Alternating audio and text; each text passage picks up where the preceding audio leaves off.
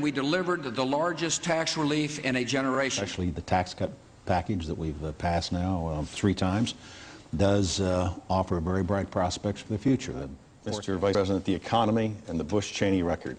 The day you took office, Inauguration Day, as compared to now, Dow Jones is down 11%, unemployment rate is up 49%, a $281 billion surplus is now a $500 billion plus deficit.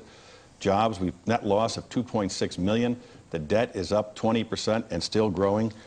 How can you run for re-election on that record? So I think we've turned the corner, and we're making significant progress. If you froze the tax cut for the top 1% of Americans, it would generate enough money to pay for the $87 billion for the war. If you did it for just 1 year, would you consider that?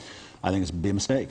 The president said in 2002 the tax cut would generate 800,000 jobs. In 2003 he said it would be another million jobs. None of that has happened.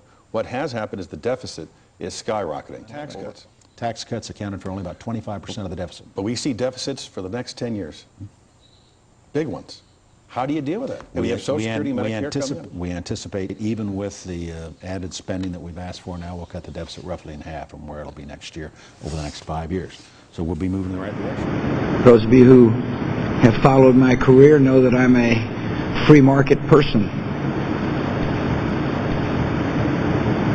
Until you're told that if you don't take decisive measures, then it's conceivable that our country could go into depression greater than the Great Depression. So my administration has taken significant measures to deal with a credit crisis.